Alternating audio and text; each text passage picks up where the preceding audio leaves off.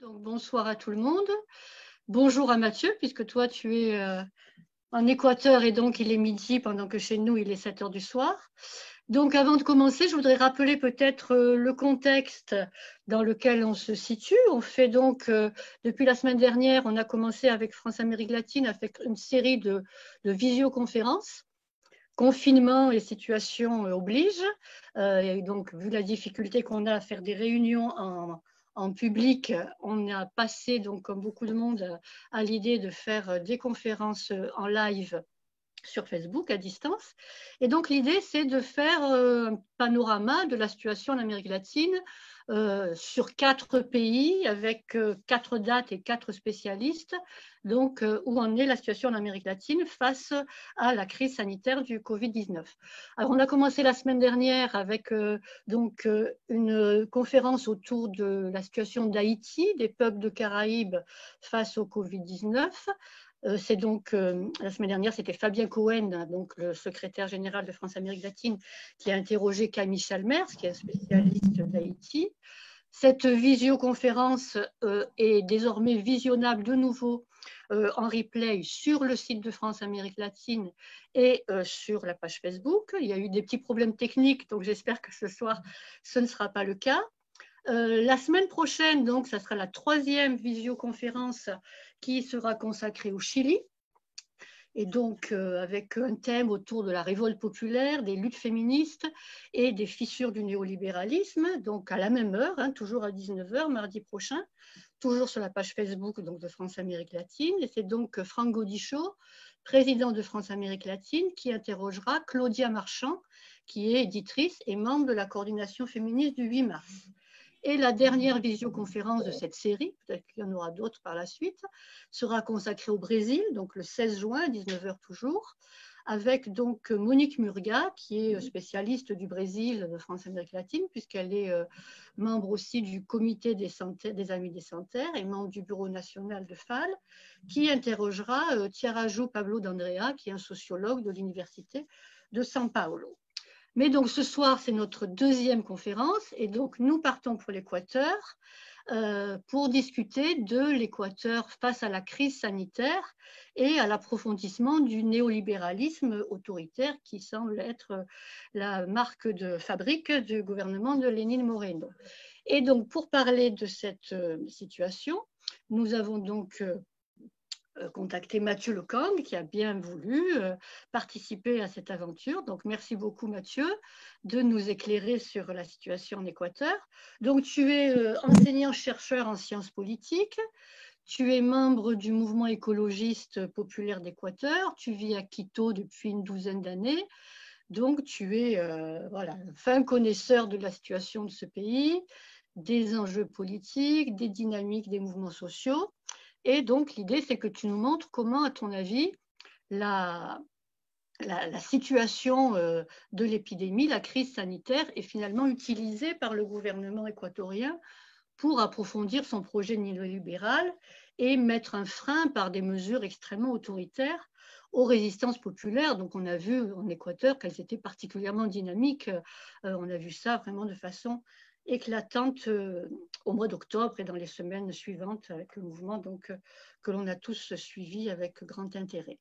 Donc, merci d'être là. Donc, on espère tous que tu vas bien dans ce pays qui est encore confiné.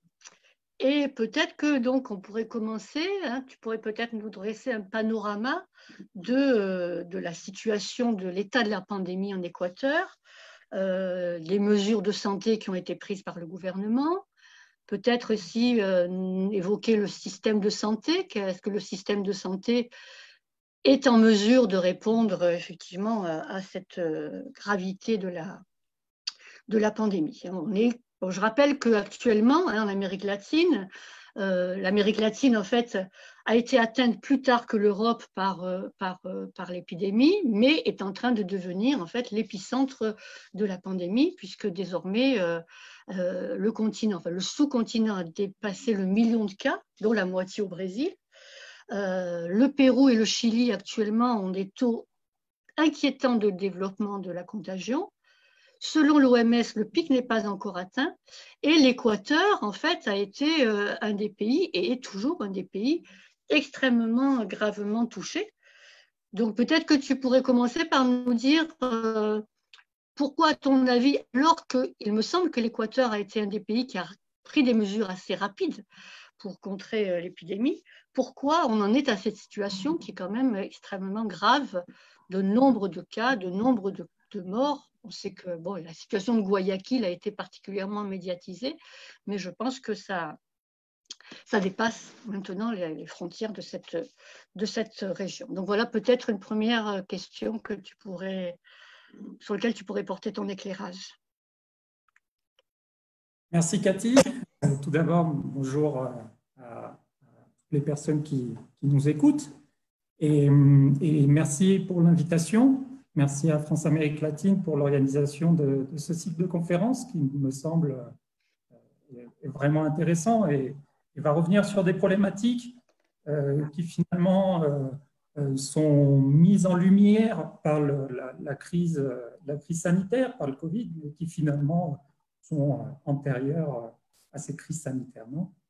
Alors, peut-être pour commencer, je vais donner quelques chiffres sur la situation actuelle. Non? Les chiffres datent d'hier, puisque quasiment au début, le gouvernement donnait des chiffres quasiment tous les jours et depuis un mois et demi, le gouvernement donne des chiffres tous les 3 jours à peu près. Et alors, hier, il y avait quasiment 40 000 cas confirmés. Il y a une hausse d'ailleurs des cas entre ces derniers jours.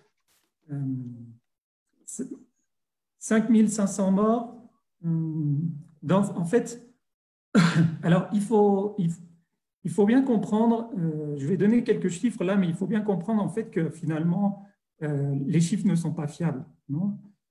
Tout simplement parce qu'il y a eu très peu de tests effectués et les tests effectués en fait sont souvent effectués sur des cas qui sont déjà quasiment confirmés, on va dire.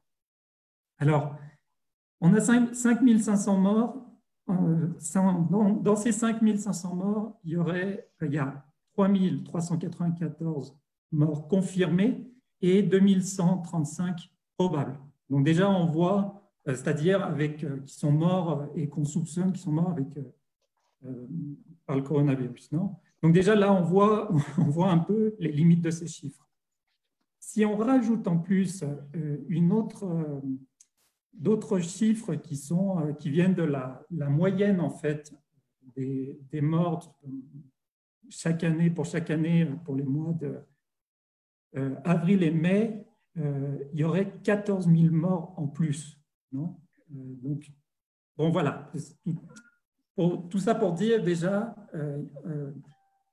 en Équateur, il y a un problème de chiffres. Non?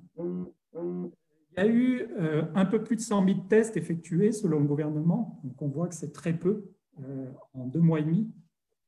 On voit que c'est très peu. Plus de 40% de ces tests sont positifs. Hein. On teste vraiment quasiment quand les gens arrivent à l'hôpital.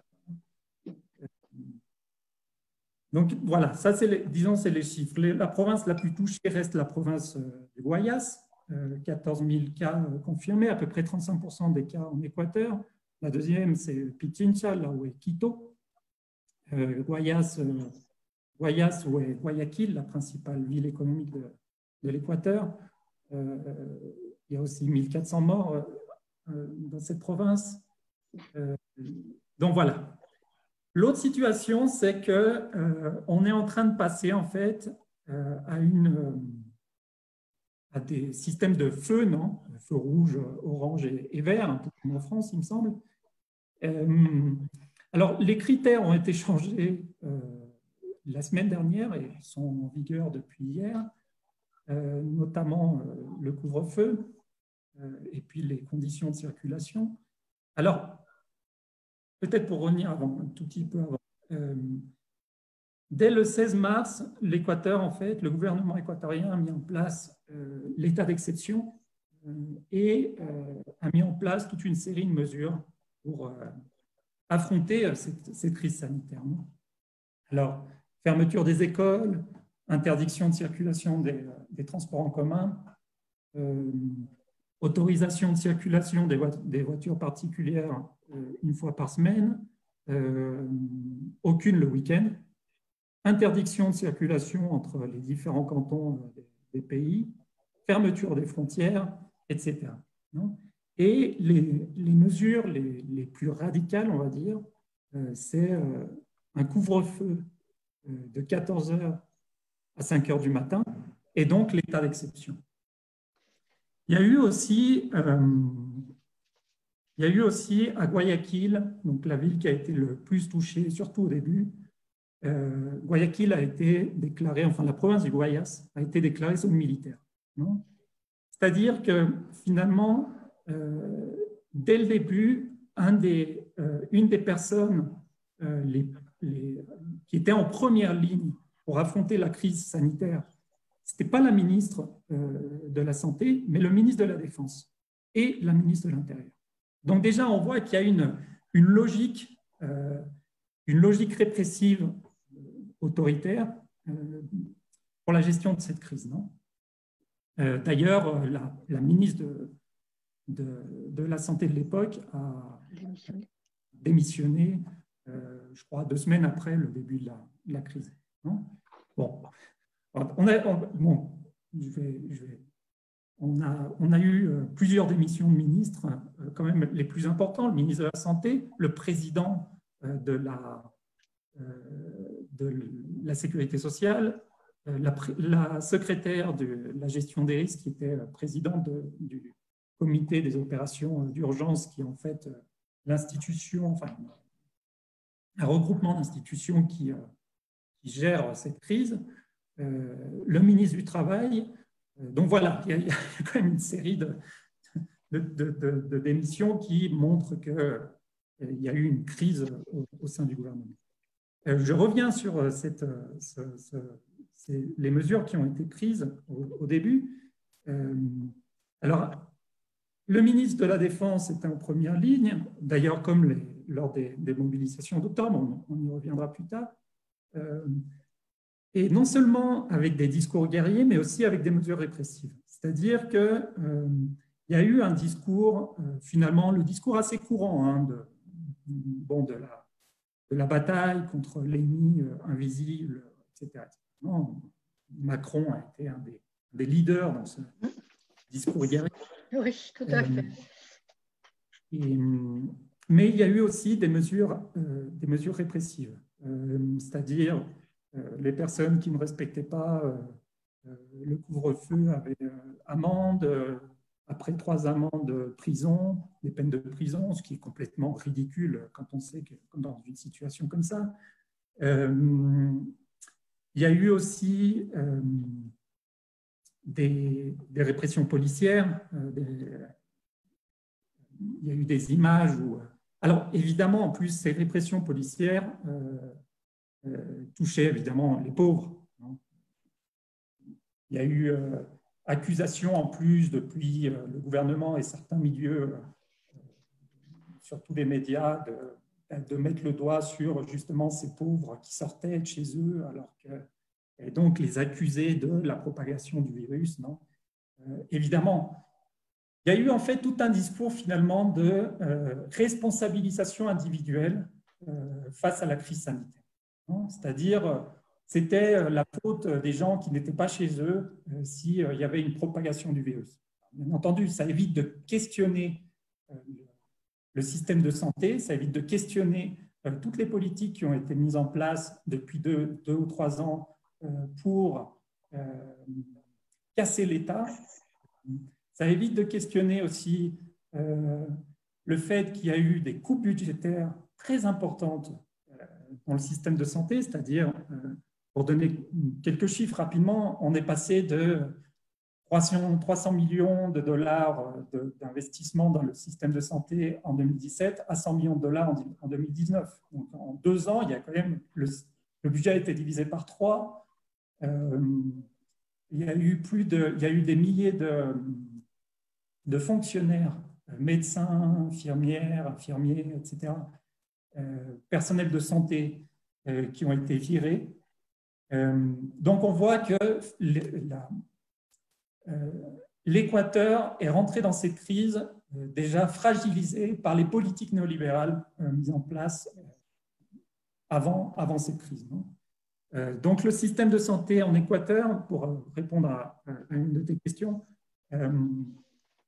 le système de santé en Équateur est moitié-moitié, disons moitié privé, la moitié est privée, la moitié est publique. En général, les classes moyennes et les classes supérieures vont dans le système de santé privé et les classes populaires dans le système de santé public, qui d'ailleurs n'est pas aussi mauvais que ça, hein, mais il y a pendant des années, en fait, surtout depuis les années 80, disons, tout ce qui avait un rapport avec le public avait une mauvaise réputation.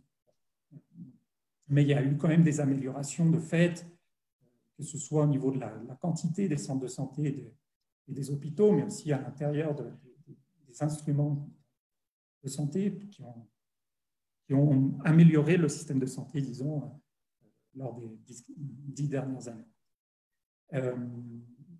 Donc voilà, c'est un système de santé qui est fragilisé et en plus, on va dire, qui a été encore plus fragilisé, bon, on y reviendra, mais avec les dernières mesures d'austérité et de coupes budgétaires qui ont été mises en place en mai.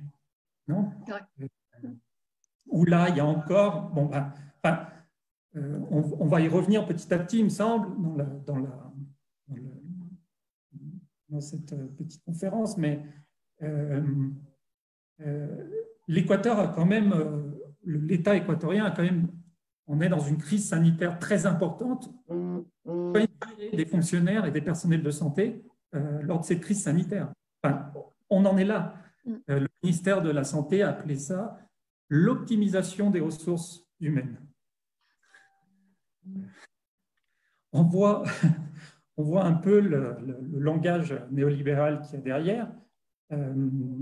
Mais bon, enfin, même dans les pays les plus néolibéraux, on a quand même on a essayé de mettre de l'argent dans le système de santé public.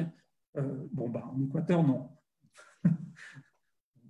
On est une exception. Donc voilà un peu pour commencer, pour un peu faire une image de la situation actuelle. On est en train de passer là, puisqu'il y a tout un discours de réactivation de l'économie. On est en train de changer les conditions. Alors, on est toujours en confinement, mais les critères de confinement sont allégés. Non ? Donc, à partir de demain, à Quito, dans la capitale, on va passer, par exemple, à un couvre-feu de 9 h du soir à 5 h du matin. On aura des autorisations de circulation. Bon, les transports en commun seront toujours interdits. Les commerces pourront rouvrir, mais à 30% de leur capacité. Donc, on va voir en fait petit à petit qu'il va y avoir encore plus d'inégalités face à la reprise du travail, puisque évidemment les personnes et surtout les classes populaires qui se déplacent en transport en commun, comment vont-elles pouvoir aller travailler? Bon, c'est toute une série de questions qu'on va se poser ces prochains jours. Après, il y a d'autres séries de questions. Bon, je pense qu'on va y revenir petit à petit, mais surtout, qu'est-ce que ça veut dire réactiver l'économie? Le gouvernement, depuis un mois, depuis début mai, essaye de mettre la pression surtout sur les municipalités, puisque le gouvernement, en fait, a laissé le choix des feux rouges, orange et vert aux municipalités. Non, c'est une façon de ne pas gouverner la crise. Ce n'est pas la seule, mais c'est une façon de ne pas gouverner la crise. Et a laissé le choix aussi aux entreprises de reprendre le travail ou non. Et donc, du coup, qu'est-ce que ça veut dire réactiver l'économie? Alors, évidemment, en Équateur, c'est une économie où il y a à peu près 50% de travail informel, c'est-à-dire que ce sont des gens qui vivent au jour le jour, hein, qui vont rapporter 2, 3, 4 dollars par jour pour pouvoir manger, quoi, et pour pouvoir nourrir leur famille aussi. Donc plus de 50% de travail informel, évidemment, ces gens-là, en fait, ont recommencé à travailler depuis un moment. Sinon ce n'est pas le coronavirus qui les aurait tués, mais ils seraient morts de faim. Et alors justement, par rapport à ça, donc effectivement, je veux dire, cette situation de travail informel qui est massif en Équateur, au Pérou aussi, je veux dire, dans d'autres pays d'Amérique latine, c'est bien entendu, bon, ça a mis de façon très, très évidente les inégalités, parce que tu disais, hein, cette situation de confinement a mis au grand jour les inégalités sociales. Est-ce que l'État ou les autorités locales, puisque ça a été beaucoup géré, comme tu le disais, par les municipalités, ont pris des mesures au moins provisoires pour soutenir l'emploi et pour soutenir les populations les plus fragiles économiquement, pour qu'elles puissent subvenir à leurs besoins. Alors évidemment, il n'y a pas de droit au chômage en Équateur, mais est-ce qu'il y a des mesures qui ont été prises au moins provisoirement pour un petit peu aider ces populations? Et si elles ont été prises, est-ce qu'elles te semblent suffisantes dans la situation Alors, très précaire? Il y a eu quelques mesures de prise. Par exemple, le gouvernement a donné ce qu'on appelle un bon de 60 dollars par mois, qui normalement, selon les chiffres officiels, est arrivé à 900 000 personnes. Bon, par exemple, juste pour prendre, on ne parle pas seulement de travail informel, mais de sous-emploi, c'est-à-dire des gens qui ont des emplois précaires.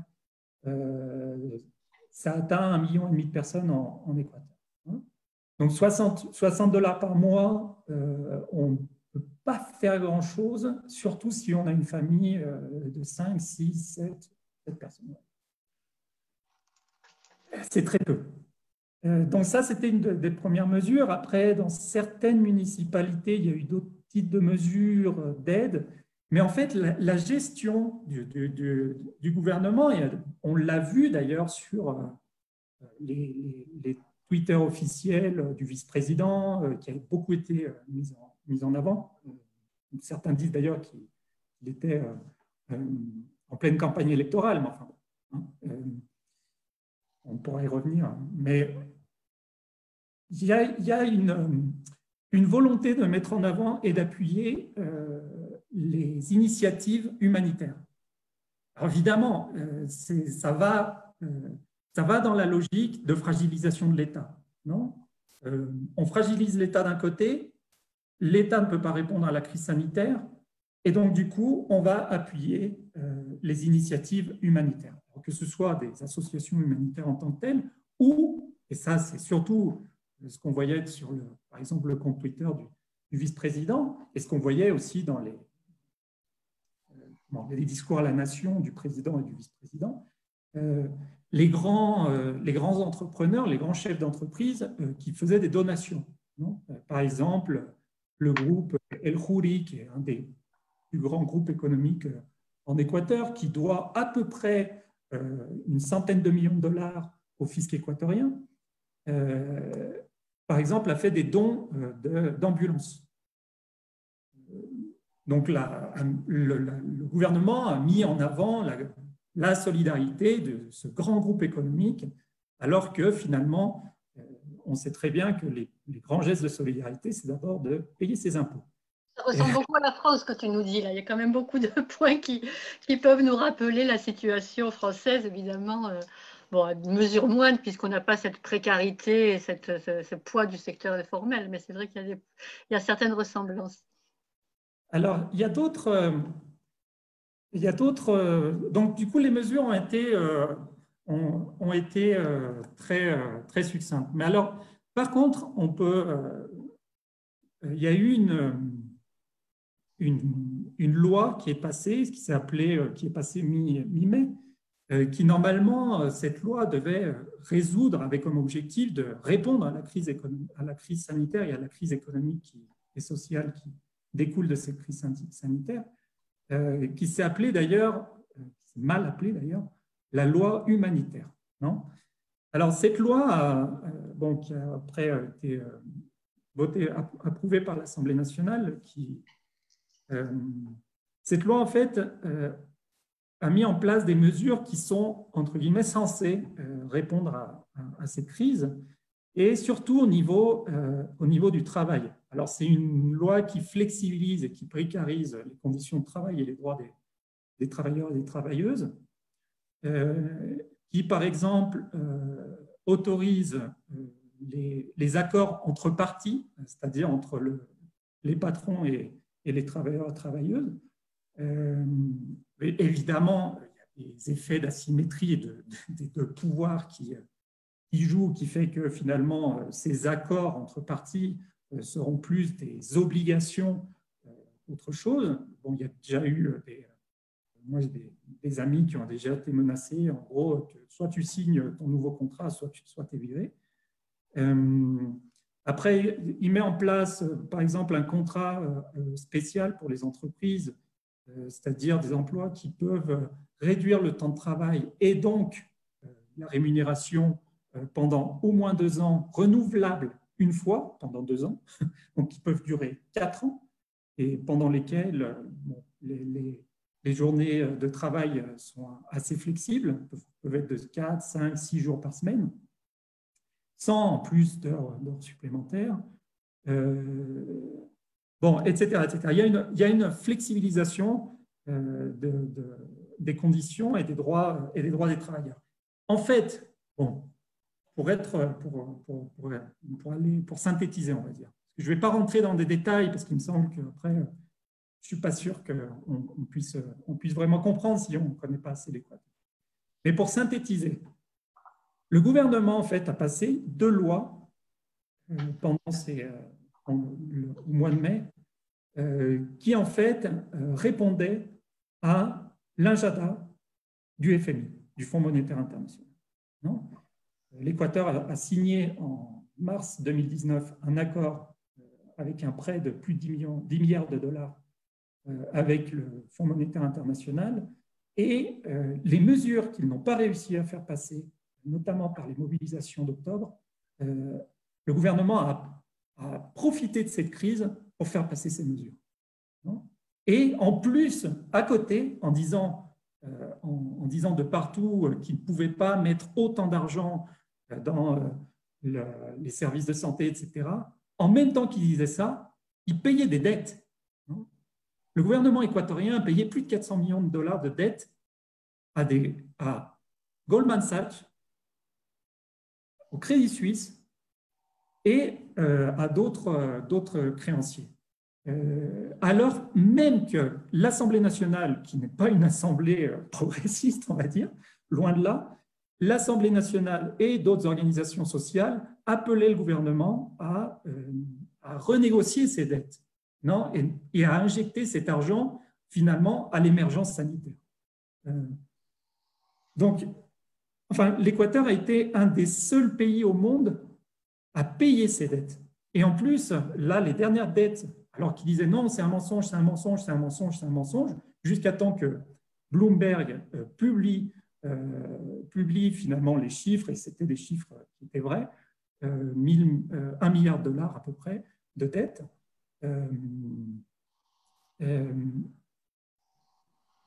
J'ai perdu mon idée. Bon, en tout cas, cet argent n'a pas été pour résoudre l'émergence sanitaire. Oui, le choix a clairement été fait de ne pas protéger la population et donc de payer rubis sur l'ongle, et même de façon, en fait, en devançant même la demande du FMI, et de payer de rubis sur l'ongle toutes les dettes plutôt que d'investir dans la protection sanitaire de la population. Et donc, en fait, finalement, tout ce qui est… on se souvient bien entendu des mobilisations extraordinaires du mois d'octobre qui ont réussi à faire reculer au moins en partie l'agenda néolibéral du gouvernement. Et en fait, ce qui est sorti par la porte est en train de repasser par la fenêtre. mais visiblement à la puissance 10, parce que si j'ai bien compris, toutes les mesures qui sont en train d'être mises en place actuellement, c'est des mesures, mais d'une violence extrême, puisqu'elles mettent en danger, effectivement, comme tu disais, bon, les conditions des travailleurs, les conditions des fonctionnaires aussi. J'ai vu que les fonctionnaires qui étaient également, ce que tu disais aussi, ça touche aussi les fonctionnaires, le fait de devoir travailler moins et gagner moins, etc. C'est aussi quelque chose qui s'applique dans le service public. Des fermetures d'entreprises publiques. J'ai vu aussi qu'il y avait des fermetures d'entreprises publiques qui étaient prévues. Donc une vente massive en fait des biens publics de l'État. Et puis l'éducation publique aussi qui est mise en danger d'une façon très très importante dans ce nouveau paquet de mesures néolibérales. Oui, alors, et ce qu'il faut, alors, quand un pays signe un accord avec le FMI met des conditionnalités, met des conditions pour en fait, tous les 4 mois, je crois, chaque trimestre, je ne sais plus.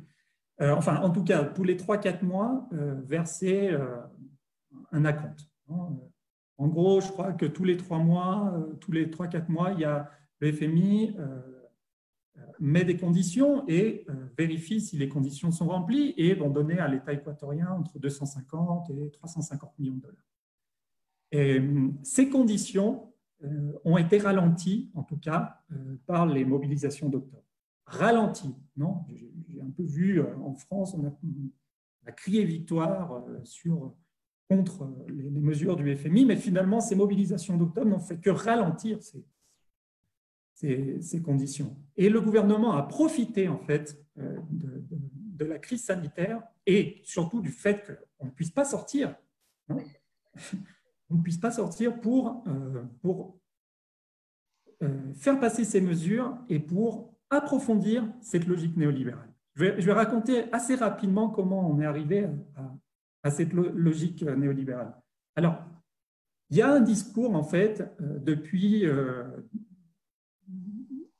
quelques semaines après l'arrivée au pouvoir de Lénine Moreno, qui est que le gouvernement antérieur, en fait, précédent, a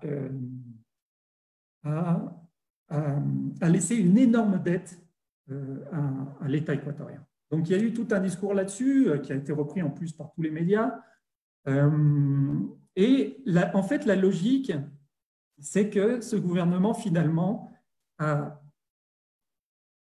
induit une crise économique pour faire passer des mesures de choc néolibérales. Donc, la logique qui sous-tend la politique économique du gouvernement, finalement, c'est face à cette crise, à cette dette publique importante, il faut réduire les coûts. Alors, on ne pense pas du tout à mettre en place un peu plus d'impôts, la charge des impôts de l'Équateur est une des plus basses d'Amérique latine, qui est déjà, la moyenne en Amérique latine est déjà assez basse, on va dire. Donc, du coup, on va réduire les coûts, et réduire les coûts, c'est réduire les dépenses publiques à travers des licenciements de fonctionnaires, l'arrêt de l'investissement public, des coupes budgétaires dans différents services sociaux, la fermeture ou la fusion de différents ministères et d'institutions publiques, la vente des entreprises publiques, et en même temps, on contracte d'autres dettes supplémentaires, soit avec la Chine ou avec la signature de l'accord avec le FMI. Non? Alors, cette austérité budgétaire qui, dans d'autres pays, en fait, a un peu été mise entre parenthèses lors de cette crise sanitaire, en Équateur, a été poursuivie. Non? Donc, par exemple, il y a eu d'autres coupes budgétaires, une réduction, par exemple, de 10% du budget de l'éducation supérieure, le licenciement encore d'autres fonctionnaires. Il y a eu, l'État a viré 1500 profs, et donc j'ai déjà parlé aussi dans la santé, la réduction des salaires dans la fonction publique, un affaiblissement de l'État, d'autres éliminations de certaines institutions publiques, et dernièrement, la privatisation ou la fermeture d'une dizaine d'entreprises publiques, dont par exemple, TAME, qui est l'aéroligne l'aéroligne publique équatorienne, nationale, et le très, très symbolique train d'Eloy Alfaro, non? Qui est assez symbolique puisque c'est quand même un train historique, mais aussi c'est un train qui a réussi à mettre en place toute une économie du tourisme et à faire vivre en fait des villages et des communautés locales grâce à ce tourisme. Donc finalement, on voit en fait que ces réformes attaquent tout ce qui a un rapport au public, non? Tout ce qui est public en fait est un peu, c'est le démon, quoi, en gros. Et en plus, on fragilise l'action de l'État. Mais il faut faire attention, puisque enfin, le néolibéralisme ne veut pas dire l'absence totale d'État, non? Le néolibéralisme, finalement, a besoin de l'action de l'État pour créer les conditions favorables à l'expansion de la libre compétition, la libre concurrence, la libre circulation des capitaux. Et finalement, le néolibéralisme a besoin de cet État pour adopter des normes pour diminuer le coût du travail et la charge des impôts pour les entreprises. Donc finalement, le néolibéralisme a pour objectif l'opposition de toute intervention de l'État dans les activités économiques. Non? Mais évidemment, le néolibéralisme a aussi besoin de l'action de l'État et notamment, on le voit très bien en Équateur, l'intervention de l'État à travers les forces armées, non? La police et les militaires. Non?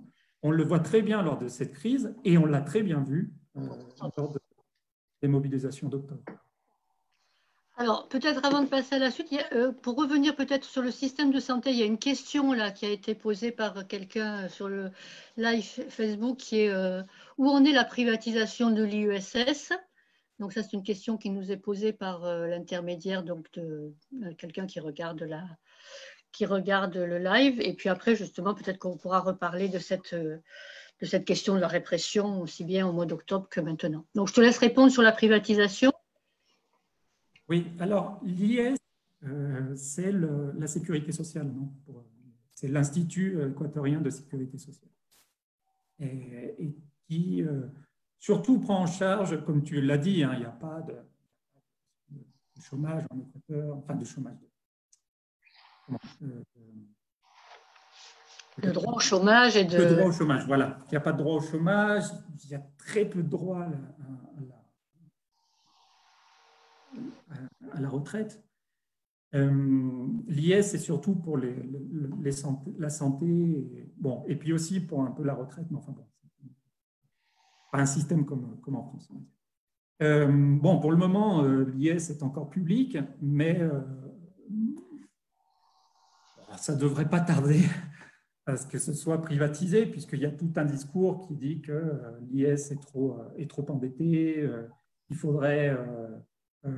surtout pour les systèmes de retraite, faire intervenir les systèmes privés, bon, etc.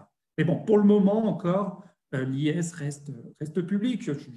Je pense que de toute façon, ça restera public, notamment pour les pauvres.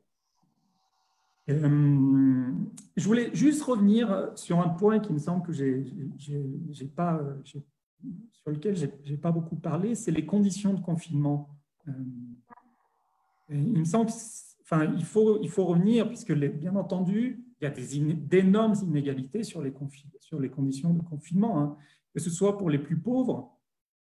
Par exemple, on a vu à Guayaquil, les gens étaient dehors, c'est aussi pour les conditions de logement insalubre. Hein. Guayaquil en février, mars, avril, c'est la saison chaude, enfin chaude et humide en plus, il y a pas mal de pluie. Si on vit par 40 degrés sous des toits en tôle, en gros, on est dans un four. Donc, bien entendu, les gens étaient dehors. C'est quasiment une obligation. Donc, on a pointé du doigt ces gens-là, alors que finalement, il y a quand même des conditions qui expliquent pourquoi ils étaient dehors. Mais aussi les conditions de confinement pour les femmes maltraitées, bon, les violences contre les femmes et les violences domestiques sont assez communes en Équateur. Bon, il y a eu des sondages qui disent que plus de 60% des femmes équatoriennes ont vécu un type de violence. Donc, évidemment, il y a eu une recrudescence des féminicides. Et il y a aussi d'autres inégalités qui ont été mises en avant en fait par cette crise, c'est la fracture numérique. Alors, 40% des équatoriennes ont accès en fait chez eux à Internet. Et de ces 40%, 80% se trouvent dans les 3 plus importantes villes d'Équateur, c'est-à-dire Quito, Guayaquil, Cuenca. Alors là, il y a enfin, en tout cas, il y en a peut-être plus, mais enfin, il y a 2 questions principales qui se posent. C'est que finalement, qui a accès au télétravail? Enfin, qui peut avoir accès au télétravail, non? Et donc continuer à travailler. Et deuxièmement, qu'est-ce qui va se passer avec tous les étudiants et étudiantes qui ne pouvaient pas aller à l'école primaire, secondaire et université, et qui n'ont pas accès à Internet, non? Ils n'ont pas eu accès au téléenseignement. Oui. Alors, il y avait eu des expériences en Équateur qui n'ont pas été mises en place lors de mais des expériences antérieures sur l'éducation en fait à travers la radio. La radio est présente dans quasiment toutes les maisons en Équateur. Et il y a eu des expériences comme ça d'éducation à travers la radio et surtout les radios communautaires.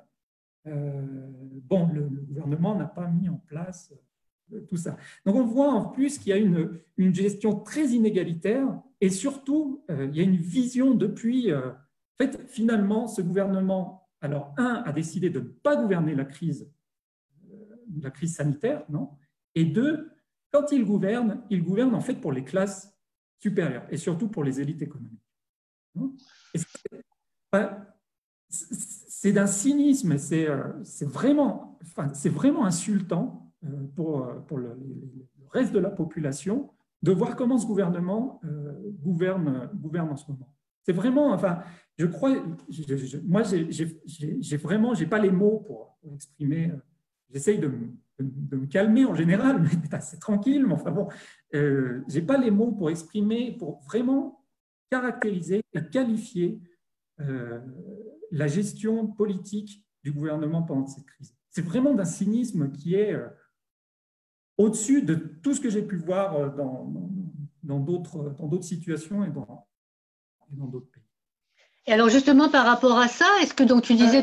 Donc, ce qu'on voit bien, c'est que finalement, ce coronavirus peut toucher tout le monde, quelle que soit la classe, le genre, et la race, etc. Mais la gestion politique des différents gouvernements peuvent amplifier des inégalités qui étaient déjà présentes. Non? Donc, la gestion politique des gouvernements fait que finalement, beaucoup de secteurs de la population ne sont pas égales devant cette crise. Et est-ce que justement, il y a eu des dispositifs, tu parlais tout à l'heure de dispositifs humanitaires qui avaient été encouragés par le gouvernement, justement, avec certains grands patrons qui faisaient des grandes largesses en faisant des cadeaux alors qu'ils ne payaient pas leurs impôts. Est-ce qu'on a eu qu'on a vu au mois d'octobre de façon très, très importante, des dispositifs de solidarité citoyens qui se sont organisés dans les quartiers pour justement aider les personnes, les familles démunies. Comme ça se passe par exemple au Chili en ce moment. Au Chili, il y a une recrudescence des ollas comunes dans les quartiers populaires, dans les bidonvilles, comme ça se faisait à l'époque de Pinochet. Est-ce que ça s'est vu au moins à Quito, dans les quartiers, dans certains quartiers de Quito? Et après, il y aura une série de questions auxquelles on peut répondre. Et il y a des, alors il y a disons les quartiers, les organisations de quartiers à Quito sont des organisations qui sont assez présentes, hein, quelle que soit la situation. Et on a vu, oui, il y a différentes initiatives pour justement aider les populations les plus vulnérables, pour notamment que ce soit des initiatives pour amener des aliments, mais aussi pour diffuser en fait certaines initiatives de travail informel, en fait, finalement, de travail précaire, mais qui leur permettent en fait de survivre, hein. Par exemple, une des mesures qui a été prise dès le début, on voit les inégalités, on voit les logiques aussi derrière, c'est de fermer tous les marchés. Tous les marchés de Quito ont été fermés. Et bien entendu, les supermarchés, les grandes chaînes de supermarchés étaient ouvertes, hein. Mais tous les marchés en fait ont été fermés. Et donc du coup, on a vu passer des travailleurs, travailleuses qui vendaient des aliments. Moi, tous les jours, je vois passer devant chez moi. J'ai même pas besoin de sortir de chez moi, j'ai juste besoin de sortir juste devant ma maison, enfin devant mon appartement, et acheter les aliments dont j'ai besoin. Donc, finalement, les classes populaires ont toujours des idées pour s'en sortir, non? Mais il y a eu aussi d'autres organisations qui se sont mises en place, des organisations de quartier, des initiatives pour justement essayer d'aider les populations les plus vulnérables qui n'ont pas accès.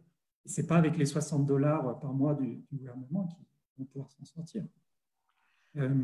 Et en plus, il y a eu des... Alors ça, c'est assez intéressant, mais je ne peux pas approfondir plus que ça. Mais en plus, en octobre, il y a eu d'énormes réseaux qui se sont mis en place pour aider les manifestants et les manifestantes qui venaient des provinces et qui venaient à Quito et qui ont été accueillis notamment dans les universités.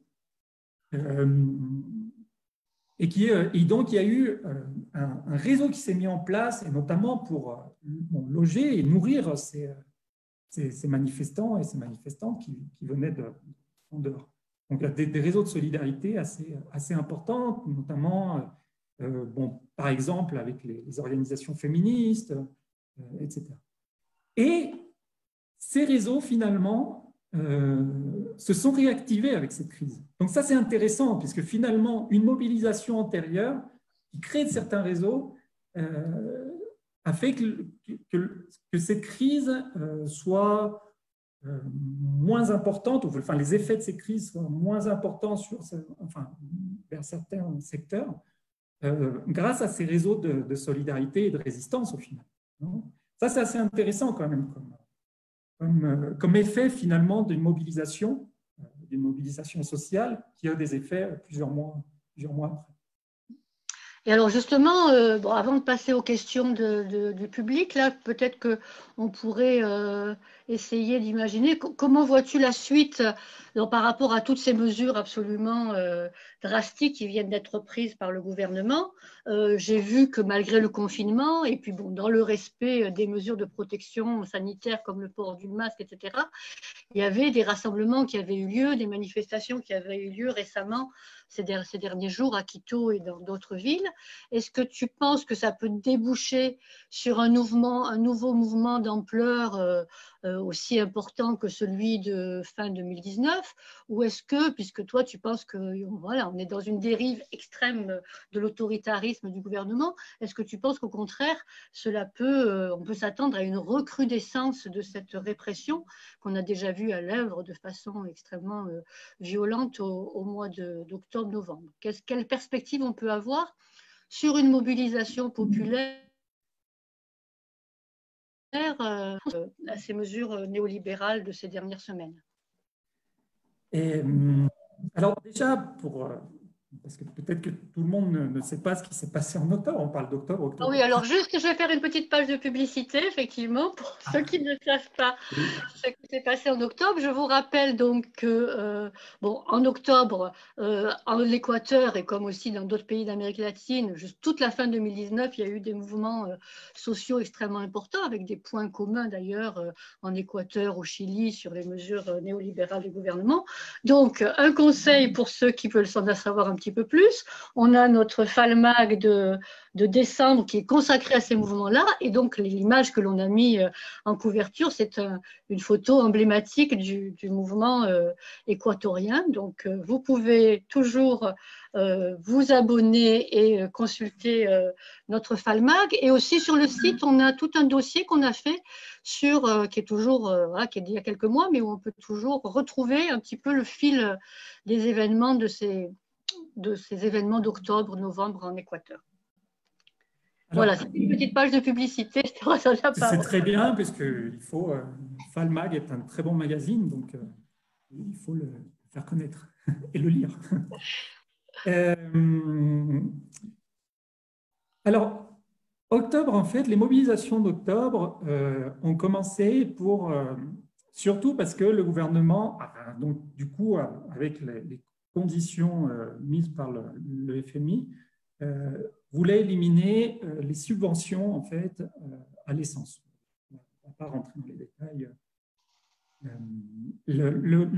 L'Équateur est un pays pétrolier qui exporte son pétrole et qui importe les dérivés du pétrole, mais qui subventionne en fait son essence.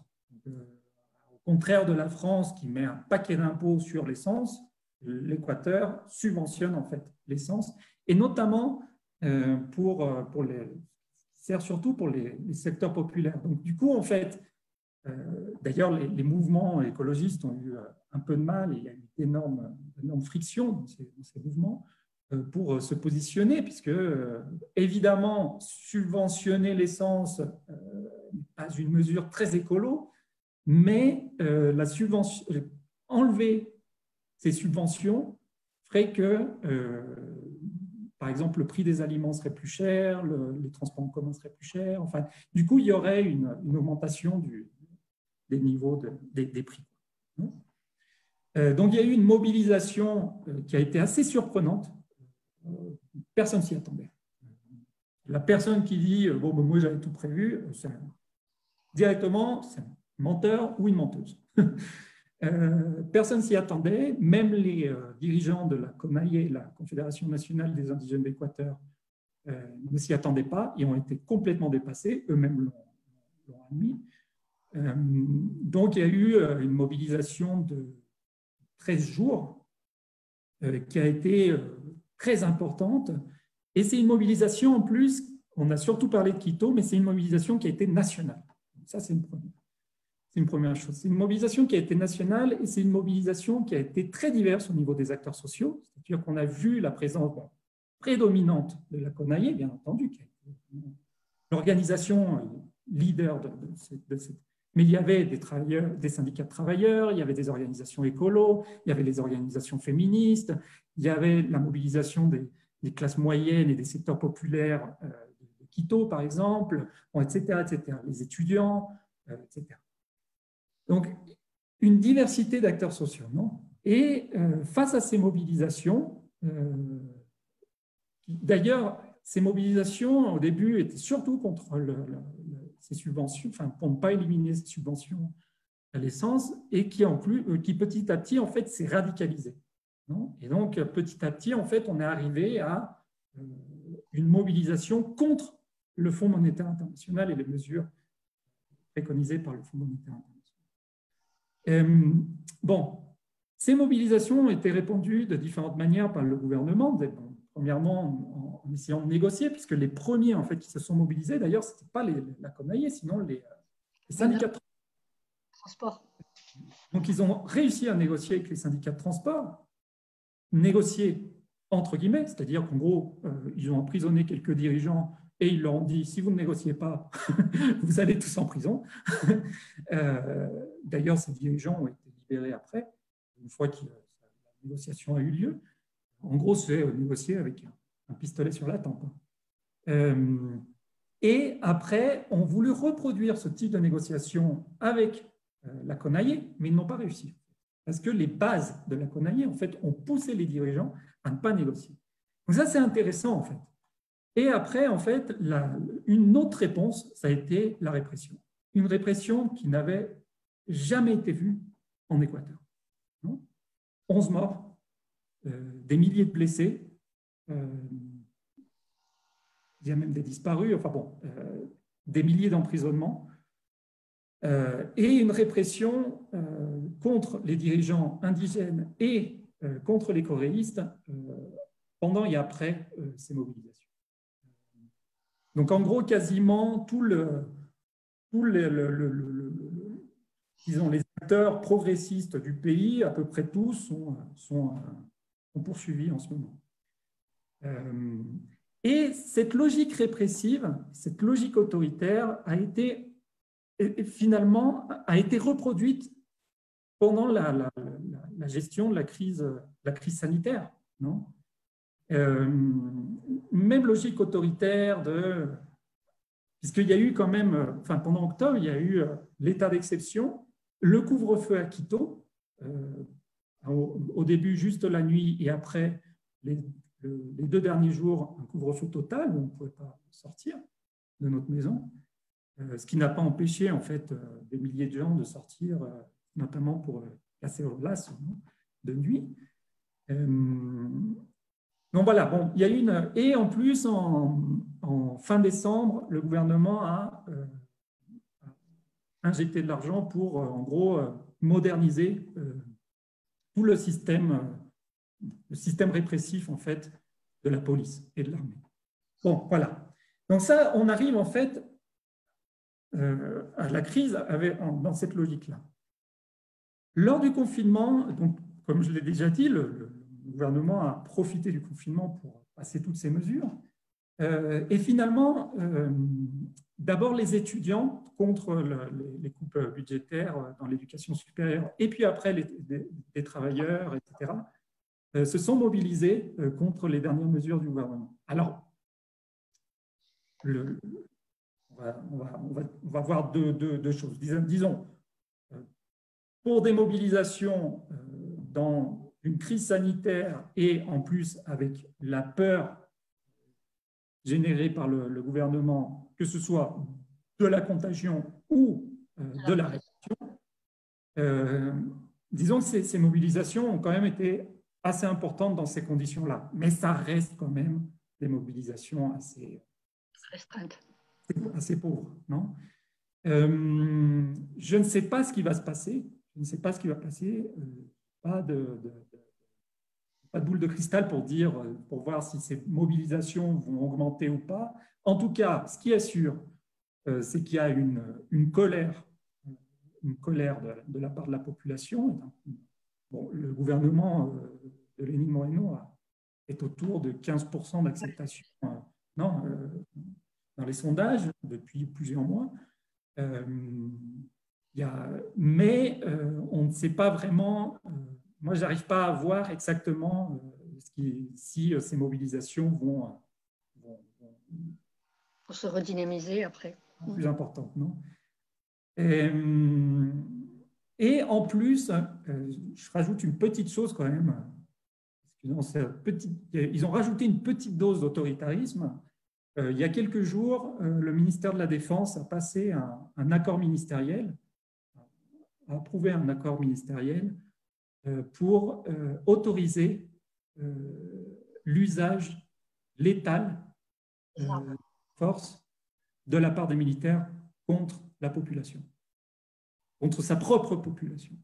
C'est-à-dire que les militaires, en fait, auront de tirer dans le tas. Donc voilà, c'est des mesures, bon, il y a un moment où c'est des mesures qui finalement font réfléchir au moment de sortir. mais, mais on voit bien, que au moins qu'il y a vraiment Le virage autoritaire est vraiment évident.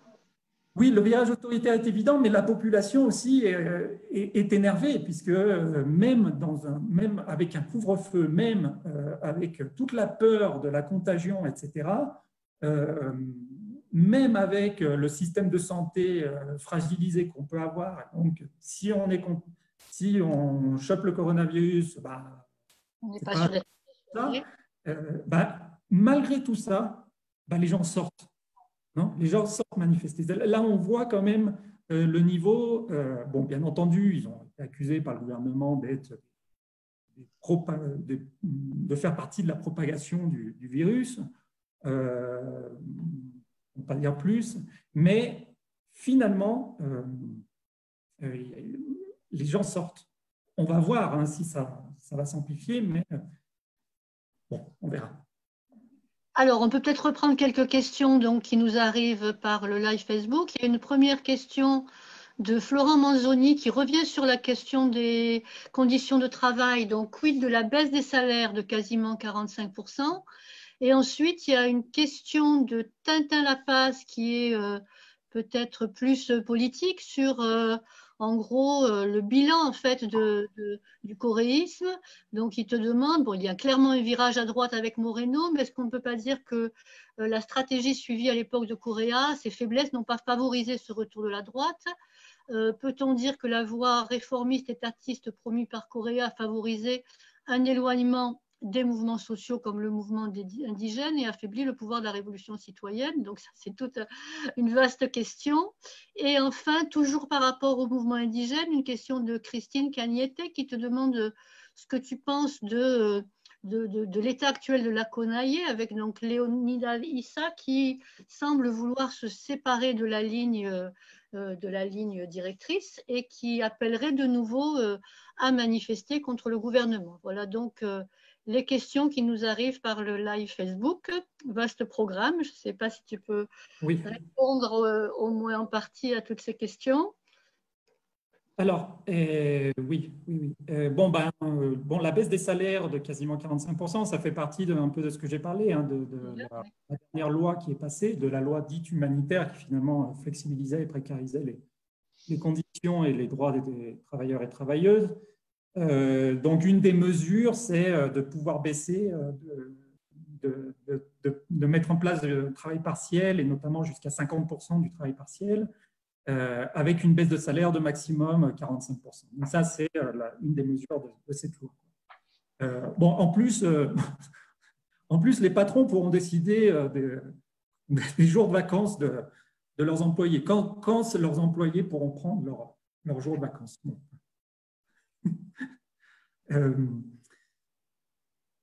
Vaut mieux en rire parce que c'est d'un cynisme énorme. Et alors, par contre, les deux questions sont très larges et assez intéressantes. Je vais essayer d'y répondre. Je ne vais peut-être pas pouvoir répondre à tout, mais enfin bon, essayer de donner quelques pistes de réponse. Je vais commencer par la dernière et après je reviendrai sur la question de Tintin Lapace. Alors, la CONAIE, le mouvement indigène a été fragilisé depuis le début des années 2000 et surtout sa participation au gouvernement de Lucio Gutiérrez. Non bon, et le gouvernement de Correa, disons, tout fait pour ne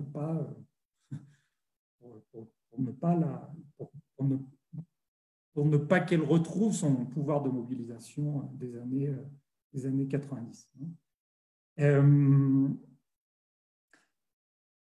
La Conaillé, il faut savoir que le mouvement indigène et la Conaillé avait des personnes au sein du gouvernement de Lénine Moreno jusqu'à les 2 premiers jours de la mobilisation d'octobre. Par exemple, Humberto Cholango, qui était président de la Conaillé, qui est en plus un dirigeant assez reconnu de la Conaillé, c'est important, était quand même ministre de l'eau. Et il a démissionné, les mobilisations ont commencé un mercredi, il a démissionné le jeudi. Et la Conaillé est vraiment entrée dans la mobilisation le vendredi. Donc, le mouvement indigène faisait partie du bloc de pouvoir qui a gouverné, on va dire, 2018-2019, jusqu'aux mobilisations. Après, au sein de la Conaillé, en ce moment, il y a à peu près 3 lignes, 3 groupes, on va dire. Un premier groupe qui est autour du président de la Conaillé, qui s'appelle Vargas, autour du président de la Conaillé, qui est en fait un groupe d'indigènes sur toute l'Amazonie et autour duquel se trouvent les ONG et surtout les ONG écologistes. Et il y a un deuxième groupe qui est autour de Leonidas Issa. Leonidas Issa, c'est un dirigeant d'une organisation provinciale de Cotopaxi qui fait partie en fait de la Conaillé, mais Leonidas Issa ne fait pas partie du conseil du gouvernement de la Conaillé. Mais Leonidas Issa en fait est apparu en octobre, disons que quasiment personne ne le connaissait avant octobre, et il est apparu en octobre parce qu'en gros il a dû pas mettre de chiffres, mais enfin en gros il a mis 20 000 personnes à Quito. Donc, Leonidas Issa et son organisation, le mouvement indigène et paysan de Cotopaxi, le MIC, ont mis énormément de monde lors des mobilisations. Donc, ce qui lui a permis, en fait, de générer un rapport de force avec la tête de la Conaillé. Leonidas Issa, c'est et le groupe de Leonidas Issa, c'est plus un groupe qu'on appelle les mariateguistes, le Mariategui, le grand penseur péruvien. Et donc c'est un groupe qui a une formation politique beaucoup plus marxiste, on va dire.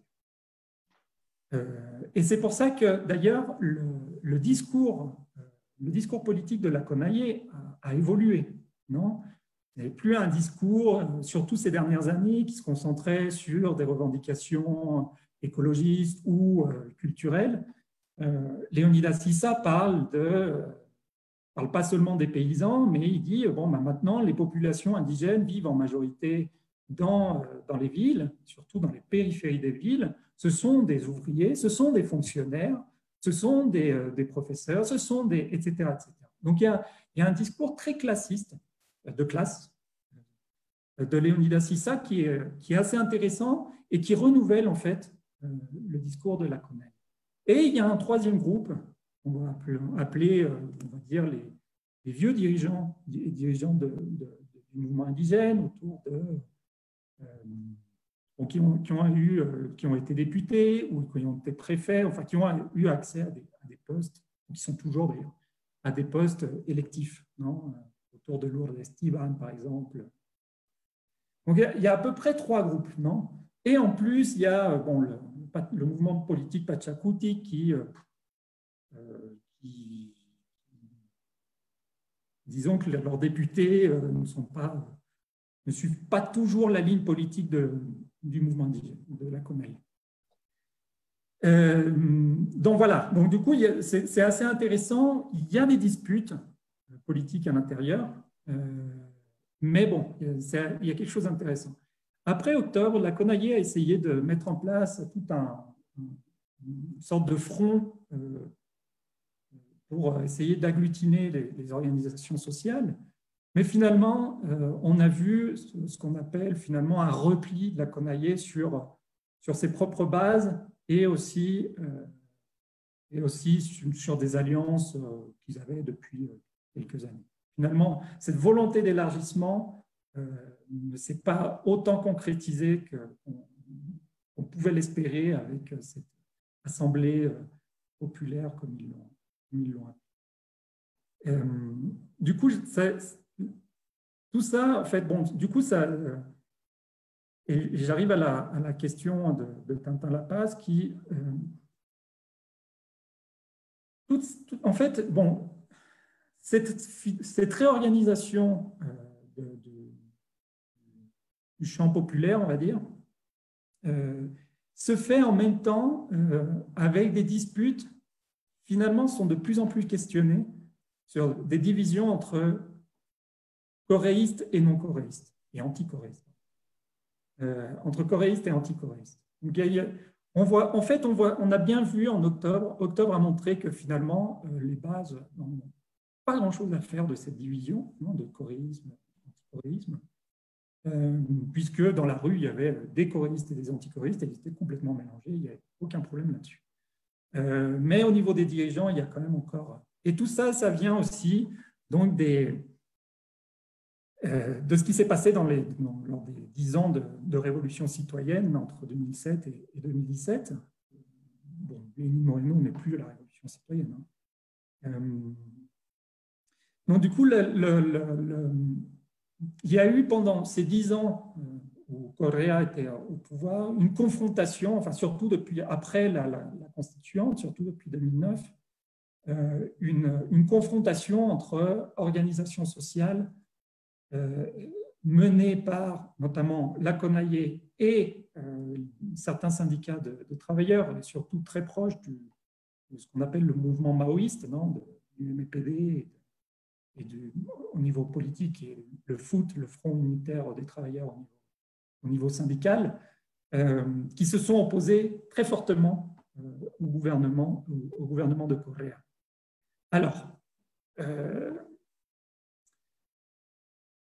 Alors, évidemment, le gouvernement de Correa, c'est un gouvernement qui a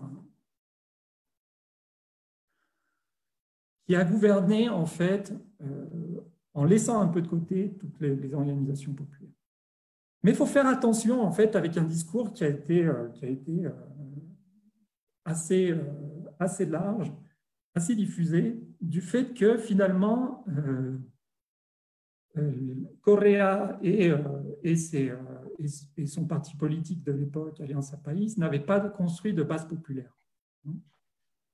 On le voit bien en fait en ce moment, c'est-à-dire que oui, d'un côté, il n'y a pas eu une construction massive de base populaire, mais finalement, si le coréisme, non, en tant qu'identité politique, existe encore aujourd'hui et a une certaine force de mobilisation, c'est aussi parce qu'il est organisé.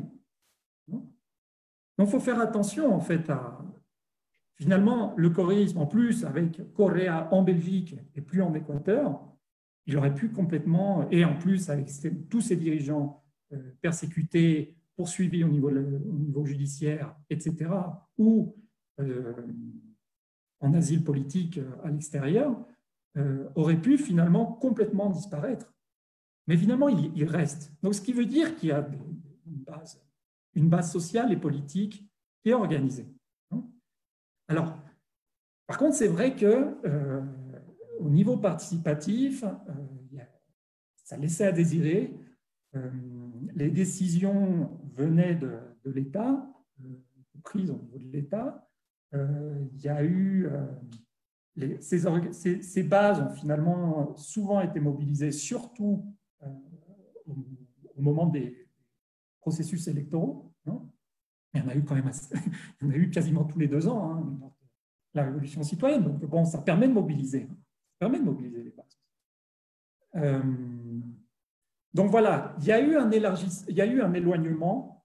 C'est vrai qu'il y a eu un éloignement par rapport à certains mouvements sociaux, mais en même temps, il y a eu une construction d'une certaine base coréiste qui, aujourd'hui, est encore... fait que le coréisme continue d'exister.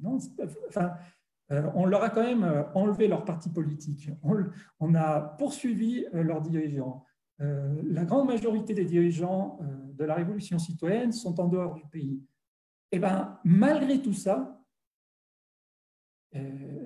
aujourd'hui, les secteurs progressistes ne pourront pas gagner, s'ils peuvent gagner déjà, mais ne pourront pas gagner lors des prochaines élections sans les coréistes.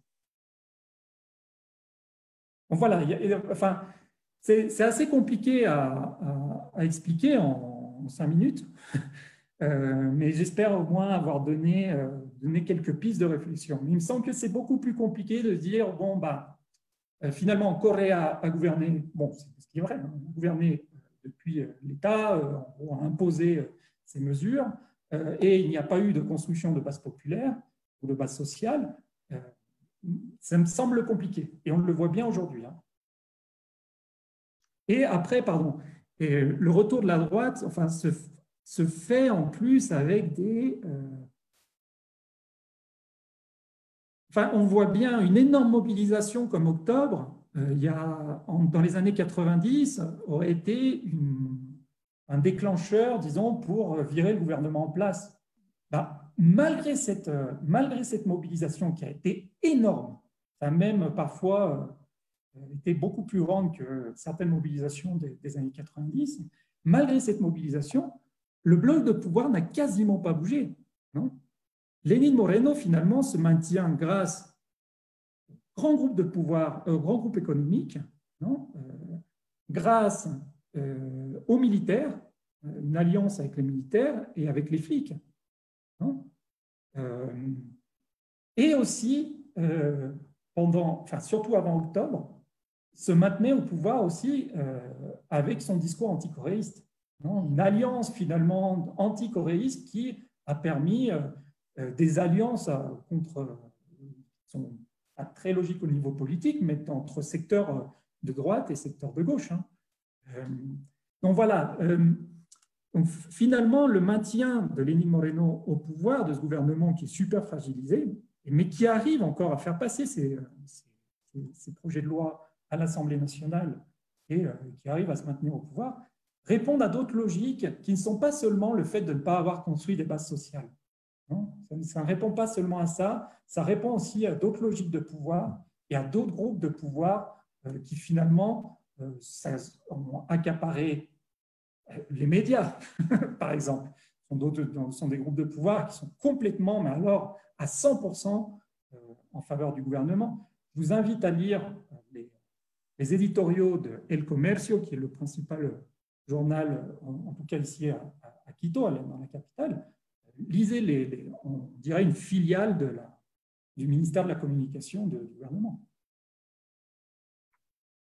Alors, il y a encore une question, peut-être que ça sera la dernière, parce que ça fait quand même 1h20 qu'on est en connexion. C'est super, c'est passionnant, donc on ne voit pas le temps passer, mais peut-être qu'il va bientôt falloir rendre l'antenne, comme on dit à la télé.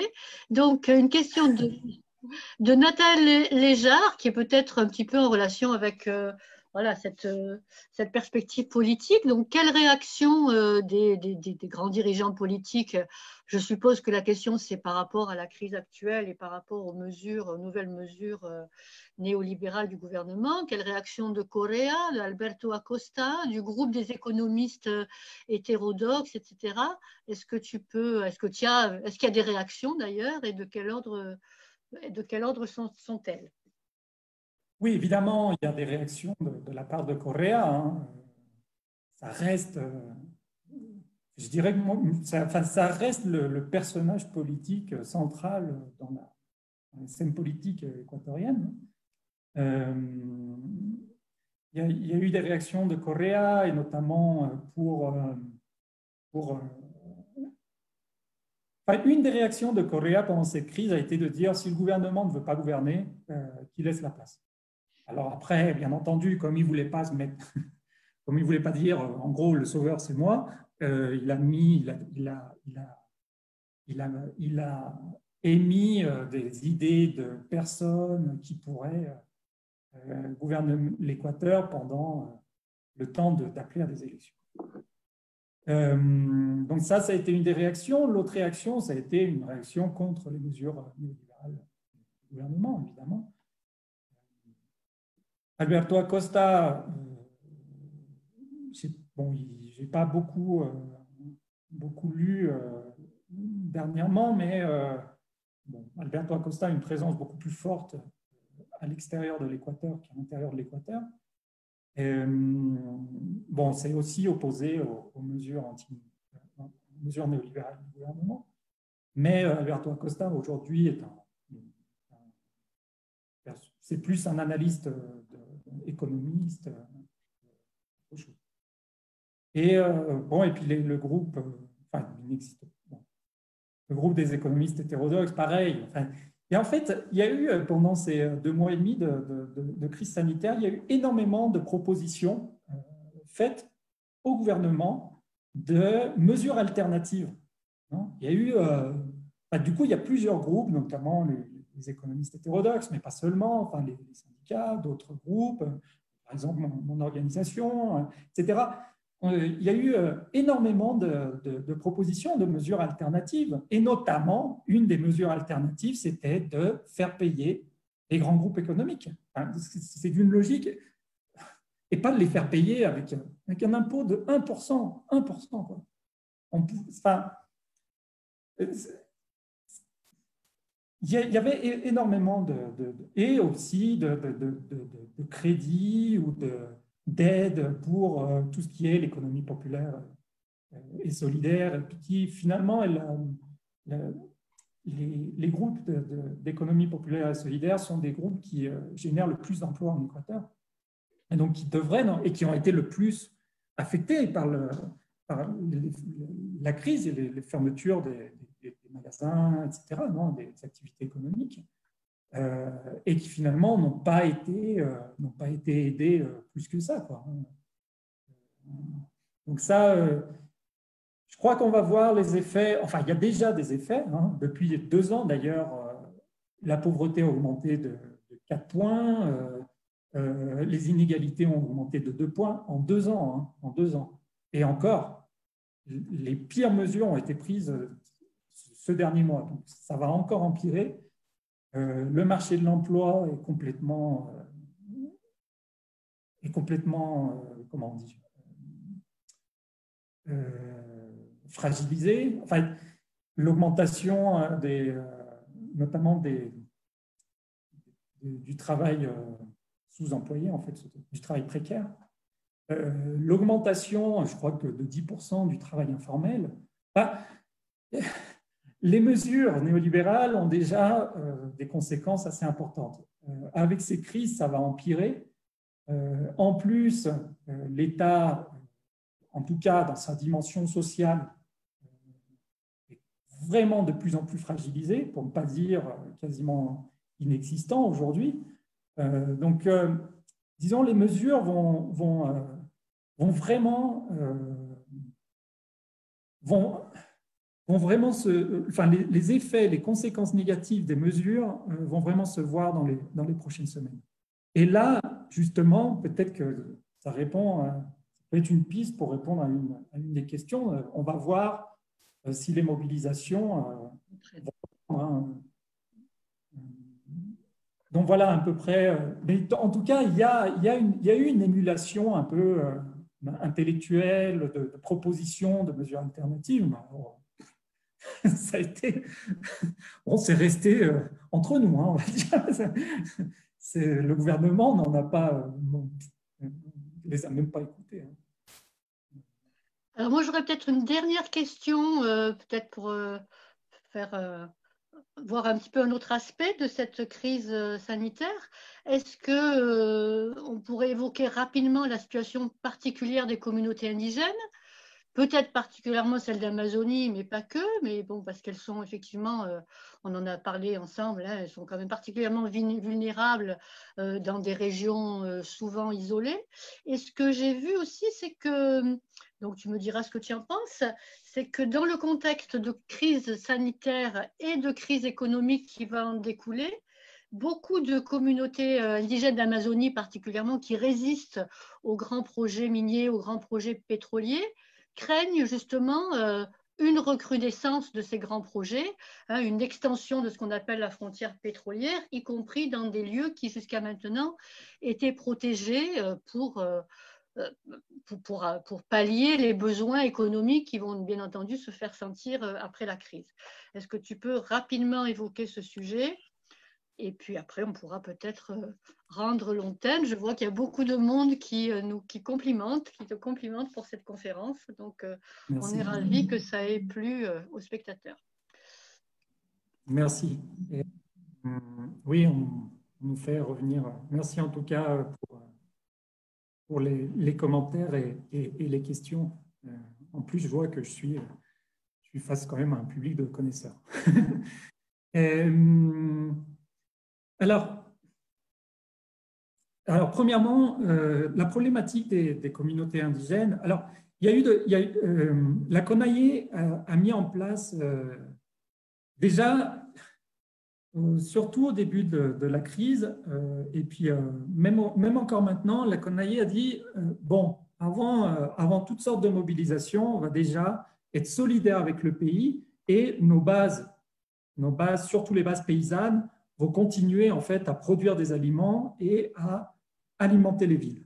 Non, ce qui est quand même important. Enfin, finalement, c'est des mesures de solidarité aussi, hein, et ce qui permet aussi à une certaine économie de se poursuivre. Donc, même si finalement ça a été assez invisibilisé, les paysans et paysannes et tout ce qui est en rapport avec les pêcheurs, etc., ont continué leur travail malgré des conditions parfois assez difficiles. Du coup, il n'y a pas eu, il y avait quand même quelques craintes au début, mais il n'y a pas eu de pénurie en tout cas, il n'y a pas eu de pénurie d'aliments et de produits de première nécessité, on va dire, pendant cette crise, ce qui est déjà important. Donc ça, c'était une première mesure. Une deuxième mesure qu'a pris la CONAIE, c'est de décider en fait de fermer les communautés, d'interdire l'entrée dans beaucoup de communautés indigènes, que ce soit dans les Andes et en Amazonie. Il faut savoir, en fait, c'est que la problématique, et c'est pour ça qu'il y a certaines inquiétudes, c'est que s'il commence à y avoir une contagion de coronavirus dans certaines communautés indigènes, c'est finalement la plus grande inquiétude, c'est que beaucoup de communautés indigènes, surtout en Amazonie, sont vraiment éloignées des centres de santé et des hôpitaux. Non, et même dans les Andes, c'est-à-dire finalement dans les secteurs ruraux, et ça a été fait surtout dans les 10 années auparavant, il y a eu la construction de beaucoup de centres de santé, mais ces centres de santé dans les secteurs ruraux, évidemment, ne sont pas équipés pour faire face à une crise comme la crise du coronavirus. Non, donc il faut aller dans les hôpitaux qui se trouvent dans les villes et dans les zones urbaines. Donc voilà, ça c'est une des plus grandes inquiétudes, c'est finalement s'il y a des cas de contamination dans certaines communautés, ça pourrait devenir très vite très grave. Je ne me souviens pas de la deuxième partie. La deuxième partie, c'était par rapport à la crainte d'une recrudescence des grands projets de l'extension pétrolière, des grands projets miniers, voilà, de l'extractivisme pour justement pallier la crise économique, pour récupérer des moyens financiers qui vont être nécessaires selon la vision du gouvernement, dans la perspective de lutter contre la crise économique que le pays va connaître comme partout dans le monde après cette crise sanitaire. En fait, premièrement, il y a eu énormément de cas. Alors, 3 choses. Si j'en oublie une, tu me le diras. Je ne sais pas si je m'en réponds. Alors, la première chose, c'est il y a eu un énorme problème. L'Équateur n'a pas pu produire pendant 2 ou 3 semaines, il me semble. N'a pas pu produire de pétrole puisqu'il y a l'oléoduc, le plus grand oléoduc d'Équateur, donc va de l'Amazonie jusqu'à la côte, non, plus ou moins Lago Agrio, Esmeraldas, s'est rompu en fait. Il y a eu un énorme glissement de terrain et donc qui a rompu cet oléoduc et donc du coup ils ont été obligés de couper la production, d'interrompre la production de pétrole pendant 3 semaines, le temps de reconstruire en fait cet oléoduc. Bon. Ça, c'est une première chose. Non? Une deuxième chose, c'est qu'il y a eu les entreprises minières surtout ont profité en fait du confinement pour rentrer dans certaines zones où il y a des résistances locales contre ces projets miniers. Donc, les organisations et les communautés locales ont dénoncé tout ça à travers les réseaux sociaux, en filmant à partir de leur maison l'arrivée des engins et des machines qui servent à extraire ces minéraux. Et je crois qu'il y a eu quand même certains... Et en plus, il y a une institution ici qui est une des dernières institutions publiques qui fonctionne et qui n'est pas au service de la répression gouvernementale, qui s'appelle la Defensoría del Pueblo, hein, qui est une institution en fait de défense des droits de l'homme, qui est une institution publique de défense des droits de l'homme, a en plus mis des procès en fait contre certaines de ces entreprises. Ça, c'est une deuxième chose. Et une troisième chose, c'est que finalement, parfois, le cynisme des autorités gouvernementales arrive à un tel point qu'ils n'ont aucune honte à dire, et le ministre des Ressources, comment il s'appelle, le ministre de l'Énergie et des Ressources non renouvelables, qui est en gros une personne qui a toujours appartenu au lobby pétrolier, a dit très clairement lors d'une interview télévisée qu'il fallait profiter de cette crise pour produire tout ce qu'on pouvait produire, pour exploiter toutes les ressources naturelles qu'on pouvait exploiter et pour privatiser certaines concessions. Et en plus, là, dernièrement, ils ont annoncé qu'ils allaient, en gros, je ne vais pas rentrer dans les détails, mais c'est une sorte de privatisation de la raffinerie, la seule raffinerie qui existe en Équateur, la raffinerie de Esmeraldas. Ils allaient l'offrir au privé. Donc voilà, c'est-à-dire parfois, ils sont tellement cyniques qu'ils n'ont aucune honte pour annoncer tout ça. Il faut profiter de la crise pour accélérer les processus de... donner tout un paquet de concessions territoriales pour pouvoir exploiter toutes les ressources naturelles qu'on peut exploiter en Équateur et pour accélérer les processus de privatisation de certains business, mais aussi de certaines entreprises publiques. Donc oui, il y a une inquiétude et ça a été très clair. Hein, pour résoudre la crise, il faut exploiter tout ce qui est possible. D'accord, ben je pense qu'on peut... En plus du libéralisme autoritaire, il y aura un approfondissement de l'extractivisme et en plus de l'extractivisme aux mains des entreprises privées et nationales. Bon, ben c'est un panorama qui n'est pas particulièrement réjouissant, bien entendu, mais bon, on espère on espère évidemment, comme toi, que la population équatorienne saura résister à tous ces projets néolibéraux, comme elle a su le faire au mois d'octobre. Donc nous, à France-Amérique latine, on est bien entendu complètement solidaires de ces mouvements. On essaye d'informer, mais aussi de nous montrer solidaires le plus concrètement possible de ces mouvements. Donc, je pense qu'on va peut-être, ça sera peut-être le mot de la fin. Grand merci, Mathieu, pour cet éclairage absolument passionnant. Merci donc à tous ceux qui ont suivi ce Facebook Live. Merci à la technique et à nos Sophia et Anna qui ont derrière l'écran réussi à faire marcher tout ça sans aucun des problèmes qu'on a pu avoir la semaine dernière. Donc c'était un peu mon angoisse, mais tout a très bien marché. Alors je rappelle que donc, cette conférence, bien entendu, elle va être visible en replay sur la page Facebook de France Amérique Latine. Apparemment, il n'y a pratiquement rien à changer puisque tout a très bien marché. On la mettra aussi sur notre site internet. J'en profite pour rappeler à ceux qui n'étaient peut-être pas au début que vous pouvez consulter notre site internet qu'on essaye de mettre à jour le plus souvent possible.